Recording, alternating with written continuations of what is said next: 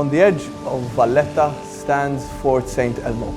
Built in the 16th century by the Knights of St. John, the fort has stood sentinel to the Grand Harbour for centuries. Hundreds, if not thousands, of ships have sailed past its bastions. Ships laden with cargo sailed into Grand Harbour, filled to the brim with spices from all over the world.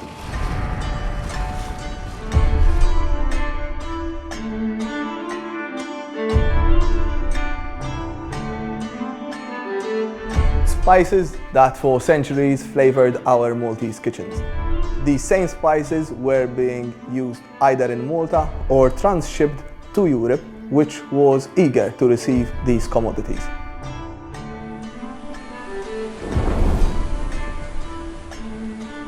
Yet today we're going to be talking about a peculiar ingredient, blocks of ice brought from atop a volcano in Sicily.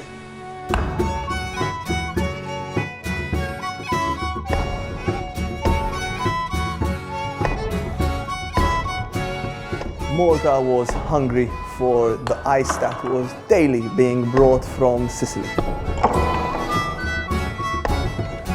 A very fast ship was used to bring in the ice. It is found in the documents as Tartana della Neve, a sleek ship that could actually arrive in Sicily in 12 hours and be back in Malta in 12 hours.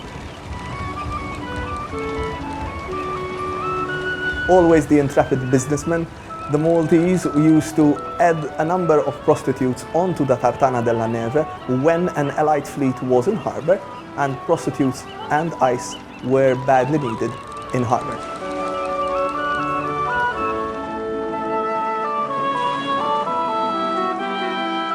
In 1770, the merchant in charge of this whole monopoly was Salvatore Vella.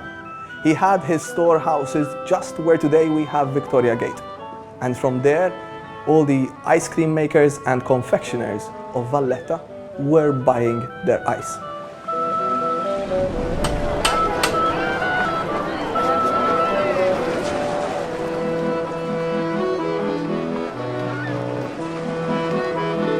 The technology to keep the ice from melting was very primitive, yet it was very effective. The ice coming into the island was used for various things. Picture yourself on a hot summer's day in Malta, and you need a cold glass of white wine. White wine coming from Burgundy was extremely popular in the 18th century at Malta. The ice was also used to prepare various sorbets and ice creams. We actually still have some of the recipes. In 1746, Grandmaster Pinto was overlooking his fleet.